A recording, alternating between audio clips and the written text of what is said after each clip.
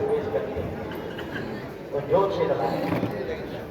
बोलिए संत सम्राट सदगुरु श्री कबीर साहेब की, सदगुरु श्री पूरन साहेब की, सदगुरु श्री राम स्वरूप साहेब की, बोलिए वर्तमान देव की।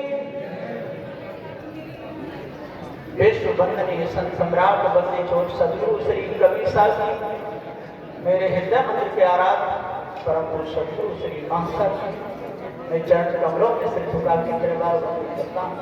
बोलिए श्री सदगुरुदेव सदगुरु श्री कबीर साहब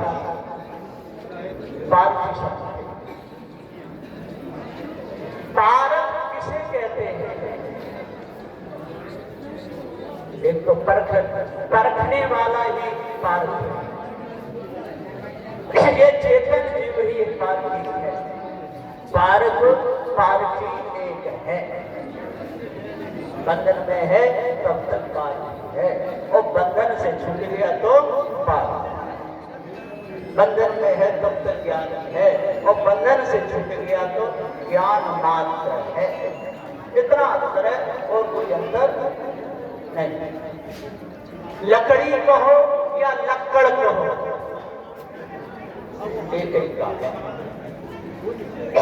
लेकिन यहाँ पर क्या शादी बन जाती है या भेद बनता है, उसको यदि कोई तोड़ मड़ोड़ करके और ज्ञान और ध्यान को एक ही कहने लगे तो समझो कि उसका भेजा खराब। ज्ञान और ध्यान एक नहीं, ज्ञान अलग है और ध्यान कर रहा है। ध्यान क्या वस्तु है? जिसका ध्यान कर रहा है वो तो वस्तु है, और ध्यान क्या है? अवस्तु है।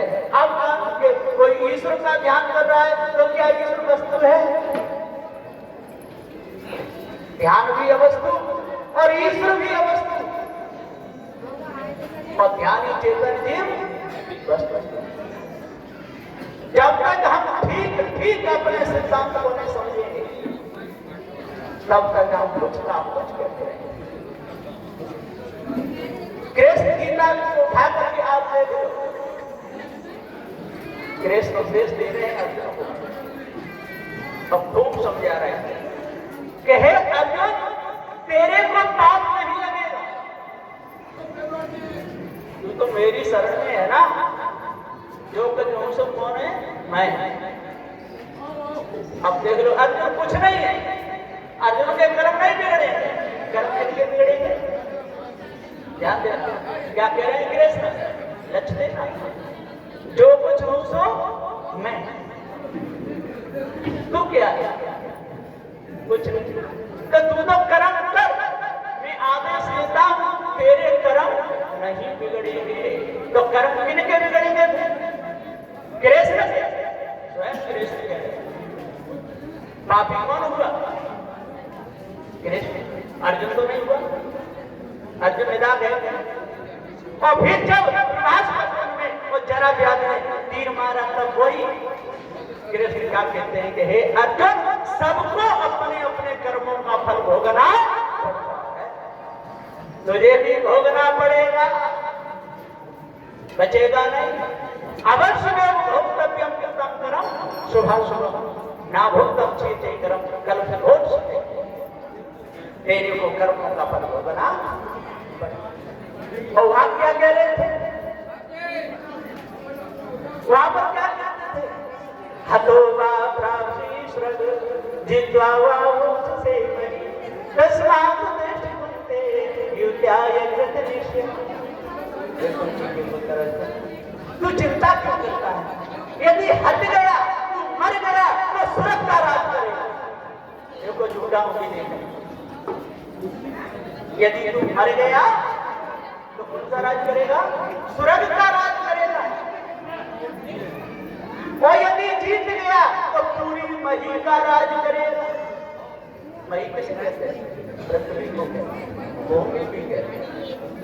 सदगुरु श्री कबीर साहब पुकार के समझाते हुए कहते हैं कि जब तक हमको अपने स्वरूप का पूरा ज्ञान नहीं होगा तब तक हम भटकते रहेंगे।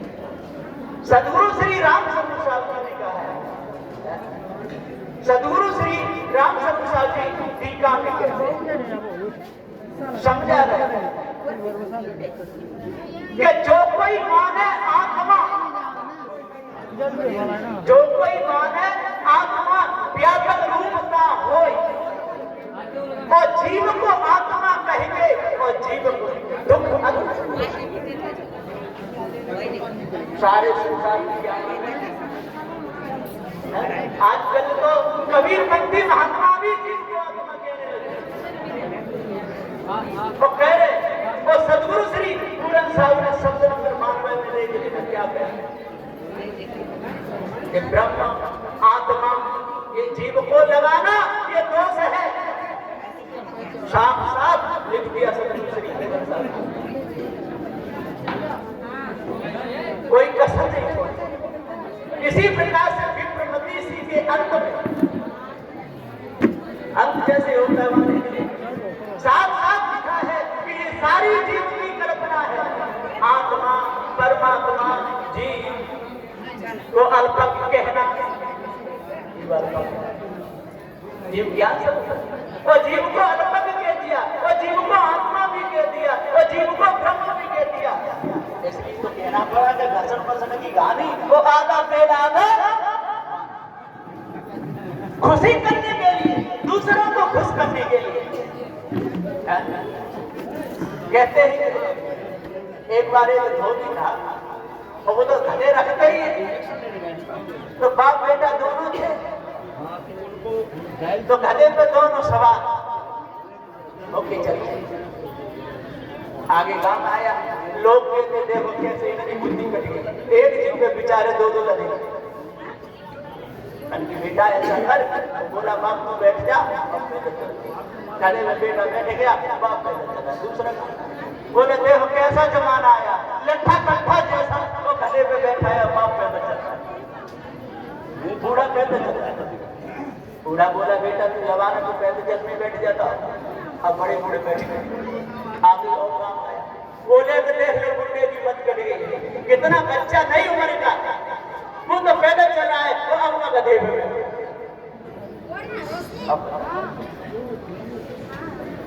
उसका बेटा बोला पिताजी कि क्या? उसके पिता बोले बेटा ये संसार है, कैसे भी चलो लेकिन कुछ न कुछ तो करेंगे सारे संसार। तो सदगुरु श्री कबीर साहब जी यहाँ पुकार करके समझाते हुए कह रहे हैं, ना गधे पे दो जने बैठने की जरूरत है, ना एक जने बैठने की जरूरत है, ना पैदल चलने की जरूरत है, विवेक करने की जरूरत है। जिसको हम मान रहे हैं वो है कि नहीं, भरमक शब्दों को हम बोलते रहते हैं। भरमा के देखो कबीर साहब ने भी जीव को आत्मा कहा है, कहा है कि कबीर बादल प्रेम का हम पर वर्षा आए, अंदर भीनी आत्मा हरि भई कदर। अभी कबीर साहब वाणी हो सकती है क्या? सदगुरु देव कहते हैं कि जब भ्रमक लोग तो आएंगे ना, बारक सिद्धांत में जो भ्रमक लोग वो ऐसे सदगुरु श्री शीतल साहब जी ने पूरा निर्णय कर दिया, पूरा बोल दिया। सदगुरु श्री निर्मल साहब जी ने, सदगुरु श्री रामचंद्र साहब जी ने, सदगुरु श्री पूरन साहब जी ने, सदगुरु श्री गुरुदयाल साहब जी ने पूरा निर्णय कर दिया। आत्म ज्ञान निश्चय किए, झूठन के सरदार कीर्तन को करता कहे पढ़ इसका टीका मैंने नहीं किया और ये टीका सदगुरु श्री रामचंद्र साहब जो जीव को आत्मा कहते हैं वो झूठन के सरदार है। और साहब क्या कहते हैं, यदि आप जीव को ही आत्मा कहना चाहते हो, यदि जीव को ही आत्मा कहना चाहते हो तो पहले व्यापकवाद को खत्म कर दो और जीव को आत्मा कह के और फिर अपना अपना कल्याण करो तब माना जाएगा। नहीं तो ये सारी झूठी कपोल कथा चलेगी नहीं, कैसे चले? बीजक है सदगुरु श्री कबीर साहब, है ना? व्यापकवाद को खत्म करते नहीं, ईश्वरवाद को, आत्मवाद को ये खत्म करते नहीं, और खत्म करके जो नया जो चुनाव होता है तब दिया जाता है। और जिसका चुनाव होता है उसका चिन्ह भी होता है, जिसका चुनाव होता है उसका चिन्ह होता है। तो सदगुरु श्री कबीर साहब का चिन्ह क्या है? क्या है सदगुरु श्री? विवेक और विचार से काम करो। भारत को स्वयं चेतन जीव है ना? और समझाने के लिए चिन्ह क्या है? कि मनुष्य शरीर ही है, इसी में कल्याण हो सकता है। किसी का चिन्ह साइकिल है, किसी का कमल है, किसी का कुछ है। सदगुरु श्री कबीर साहब का ये स्वयं मनुष्य शरीर ही है, इसी में कल्याण होगा और कहीं होने वाला नहीं। इस मनुष्य शरीर से ही कल्याण होगा, दूसरी जगह कहीं कल्याण होने वाला नहीं। कहीं भी आप चले जाइए और कोई भी विद्वान हो विश्व का, यदि सदगुरु श्री कबीर साहब के निर्णय को काट दे, कोई नहीं काट पाएगा किसी भी बात में। जो निर्णय की वाणी है, साहब कहते हैं या संत गुरजन कहते हैं, है ना? संत गुरजन का कहना है सारा संसार चिपका हुआ है ना? इसमें कहा है कि चिपक में चिपक चिपक में चिपके, और चिपक में चिपक चिपक मारी जाए, और चिपक छूट जाए जाके दिल से, सोई जीव मुक्त है जान। सारा संसार चल रहा है। नैन में नैन, नैन में नैना, नैन में नैन मिलाता है, जासन नैन मिला देता है, तासन जन्म गमाता है। जिससे नैन मिला देता है उसके दुर्गुण भी सद्गुण मालूम पड़ता है। जिससे नैन लग गए फिर उसकी महिमा चालू हो जाती है। और सद्गुरु श्री कबीर साहब जी ने ऐसा नहीं किया, कैसा आर पार साहब जी के दौरिया जड़ और चेतन वही बोला, तीसरा कोई है नहीं।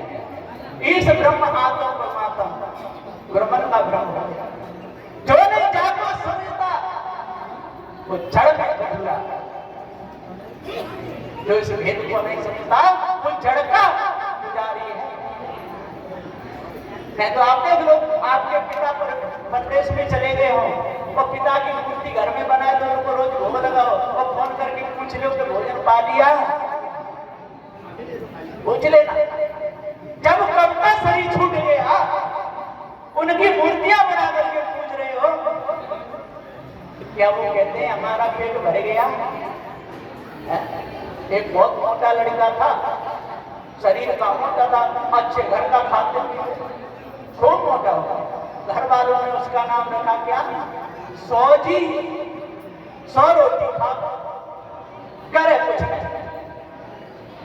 उसके पिता बोले बेटा अब तो बैठा बैठा कब तक खाएगा, अब तू भी कुछ कमा कर, 100 रोटी खाता है कुछ करता है नहीं, मेरे से नहीं होता। तो पिता ने घर से निकाल दिया, निकाल दिया तो अब चल रहा है, कहाँ जाए? तो चलते चलते चलते चलते एक ऊंचा सा व्यक्ति था, उसके सामने वो मोटे मोटे बड़े चिकने पेट के महात्मा दिखे, किसी की लंबी गाड़ी, किसी की कटी हुई गाड़ी, तो आने के लिए खूब मोटे गाड़ी देते हैं, यहाँ तो खाने पीने को जरूर मिलता है। जैसे ही पेट के सामने पहुंचे वहां तो अंदर भीड़, एक महात्मा जी कहे ये कौन है? कि ये यहाँ के गुरु जी है। कि अच्छा यही गुरु जी है? दंडवत प्रणाम किया, हाथ जोड़े गुरु जी यहाँ क्या हम आपकी शरण में आए। उन्होंने देखा चेला बढ़िया लगेगा, तो मुंडा जी बढ़िया है, काम भी कौन करेगा? कि गुरु जी क्या कितनी कमत उठ जाती है पूरे दिन में? कि कम से कम 5-6 उठ जाती है। कि 5-6 में हम बराबर बैठे रहे तो कोई फर्क तो नहीं पड़ेगा, तो कुछ नहीं पड़ेगा।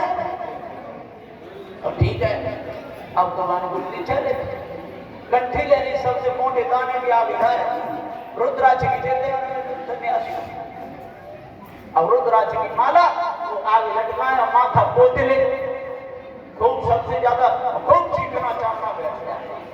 सबका गुरु कोई मालूम पड़े, 100 रोटी खा गए और फिर अभी मुझे मुझे सोना है, मैं सोए लेकिन बात में जाए और फिर पंगत दिया तो फिर बैठ जाए 4 पंगत करे कुछ।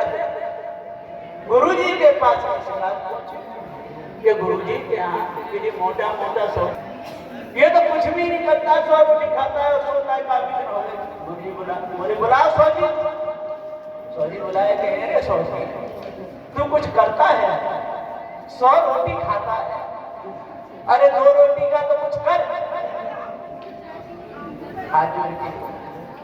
कि काम होता नहीं, राम लेता नहीं, साधु होने का कारण हमारा यही, नाम सोजी हमारा सुनो संत जी, नाम सोजी हमारा सुनो जी, चाहे मारो या छोड़ो तुम्हारी शरण। काम होता तो घर से पिताई क्यों निकाली? महात्मा जी बोले भैया ये तो आश्रम है, यहाँ तो श्रम करना पड़ेगा। जो महात्मा से गए इनको पकड़ के बाहर कर चलिए। तो सदगुरुदेव जी पुकार के समझाते हुए कहते हैं कि जब तक हमको अपने आप का पूरा ज्ञान नहीं है, जब तक हम धर्म में सोते रहेंगे, तब तक संसार के लोग हमको भटकाते भटकाते लटकाते रहेंगे। वो अटकन भटकन और लटकन माँ के पेट में क्या होता है? माँ के पेट में लटक जाता है और बाड़ी जाल में भटक जाता है, यही तो होता है। खानी जाल में अटक जाता है, अटकन, और बाड़ी जाल में भटक जाता है और माँ के पेट में उल्टा लटक। तो इस अटकन भटकन लटकन में ही पूरा समय चला जाता है, लेकिन ये मन जग नहीं पाता। मैंने कल भी कहा मन कहीं जाता नहीं है, याद आ जाता है। इस वेद को समझिए, मन कहीं जाता नहीं है, याद आ जाती है। उसी को लोग कहते हैं कि मन चला गया। मन शरीर है, मन वस्तु है, मन अवस्तु नहीं है, और चेतन जीव भी वस्तु है। मन भी वस्तु है, चेतन जीव भी वस्तु है। जब तन रहता है वहीं मन रहता है, याद आ जाती है, उसी का नाम कहते हैं कि मन चला गया। यदि मन चला जाए तो खुला हुआ ताला लग जाना चाहिए, लेकिन क्या लगता है? नहीं लगता। खुला रह गया तो जाना पड़ेगा, तन को लेकर के साथ में वहां जाना पड़ेगा, तब ही ताला लगेगा, नहीं तो लगेगा नहीं। लेकिन सारे संसार के लोग कौन कर रहे हैं मालूम है? सेठ का नौकर, सेठ ही घोड़ा पे जा रहे थे और नौकर पीछे जा रहा था, सेठ की पगड़ी गिर गई, पगड़ी गिर गई और आज्ञा का ही पालन करना, आज्ञा से ज्यादा करना नहीं। सेठ जी ने पहले गिर गया, पगड़ी गिर गई, बात नहीं उठाई। अब पहुंचे, बड़े बड़े लोग मिले, सेठ मिले, आगे सब खाने पीने का सामान आया। अब उन्होंने अपनी पगड़ी देखी, पगड़ी नौकर उड़ाया, क्यों भैया मेरी पगड़ी कहाँ है?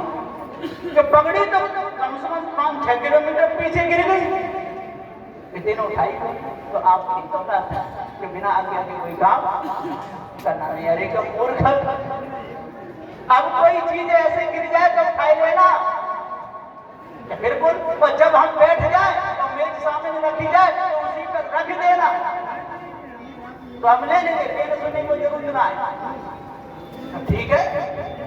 अब फिर वहां से चले, कुछ दूर पे जाके घोड़े ने लीद करी, जो लीद करी दबाने दे रही कपड़े में, अब पानी टपक जाए।